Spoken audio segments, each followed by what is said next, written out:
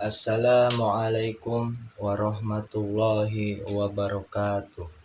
Perkenalkan, nama saya Muhammad Fajar Sodik, NIM 2414318. Saya dari jurusan Asuransi Syariah. Di sini saya akan menceritakan tentang urgensi statistika dalam asuransi syariah beserta contoh dan penerapannya dalam asuransi syariah.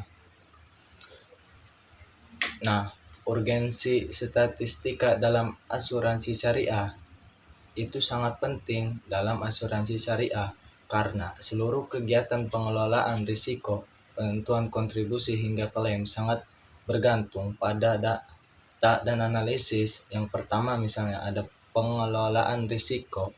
Nah, asuransi syariah berfungsi sebagai ta'awun, yaitu tolong menolong untuk menghadapi risiko.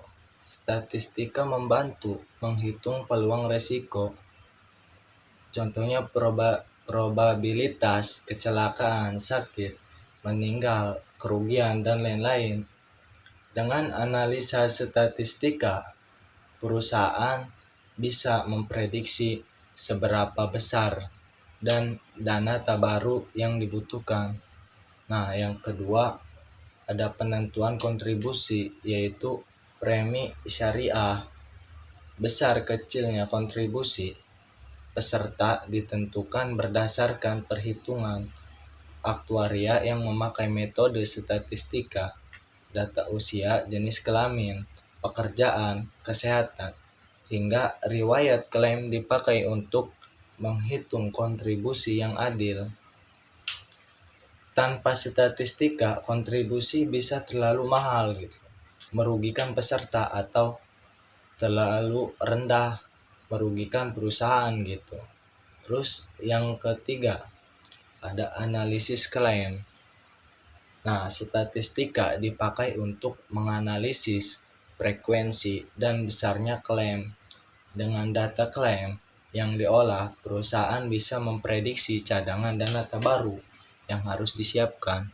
Nah, hal ini juga mencegah mismatch antara iuran yang terkumpul dengan klaim yang harus dibayar Nah, yang keempat, pengambilan keputusan statistika membantu manajemen asuransi syariah dalam menentukan strategi investasi dana baru, pemasaran produk, serta evaluasi kinerja perusahaan. Misalnya, data demografi peserta digunakan untuk menentukan produk yang paling sesuai, asuransi kesehatan, misalnya pendidikan, haji, dan lain-lain. Nah, yang kelima, keadilan dan transparansi. Dalam asuransi syariah, prinsip keadilan itu dan keterbukaan transparansi sangat penting. Nah, statistika pun menjamin bahwa perhitungan kontribusi dan pembagian surplus underwriting dilakukan secara objektif berdasarkan data, bukan spekulasi. Nah, di sini saya akan menjelaskan contoh penerapan statistika dalam produk asuransi syariah. Nah, misalnya ada kasus asuransi kesehatan Nah, sebuah perusahaan asuransi syariah ingin menawarkan produk asuransi kesehatan Nah, yang pertama kan harus mengumpulkan data. Jadi perusahaan mengumpulkan data dari 10.000 peserta Usia, jenis kelamin, pekerjaan riwayat kesehatan, sakit rawat inap, penyakit bawaan Nah, jumlah klaim kesehatan itu 5 tahun terakhir. Nah, yang kedua harus menganalisis statistik, yaitu rata-rata klaim dari 10.000 peserta, 2.000 orang pernah klaim dengan rata-rata biaya 5 juta per orang atau per tahun.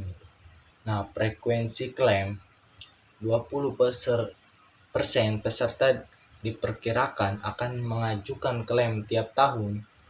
Distribusi resiko klaim lebih banyak berasal dari peserta usia 40 sampai 60 tahun Nah, yang ketiga ada penentuan kontribusi iuran atau tabaru gitu. Berdasarkan analisis, perusahaan memperkirakan total klaim tahunan yaitu 10.000 per times atau 20% per times atau dengan harga 5 juta sampai dengan 10.000 miliar gitu. Nah, yang keempat, ada pengelolaan dana tabaru dan iuran peserta dikumpulkan dalam rekening tabaru. Dengan analisis statistik, perusahaan bisa memprediksi jumlah dana yang harus dicadangkan agar cukup untuk membayar klaim di masa depan. Nah, yang kelima, ada pembagian surplus gitu. Nah, di akhir tahun, ternyata klaim yang terjadi hanya 9 juta di 9M gitu. Sedangkan dana tabaru terkumpul 12M, ada surplus 3M, 3 miliar. Berdasarkan prinsip syariah, surplus ini dibagi dengan metode yang adil, misalnya 70% untuk peserta, 30% untuk perusahaan. Jadi segitu saja mungkin yang bisa saya ceritakan tentang urgensi statistika dalam asuransi syariah maupun contoh-contohnya. Nah, kurang dan lebihnya saya mohon maaf. Assalamualaikum warahmatullahi wabarakatuh.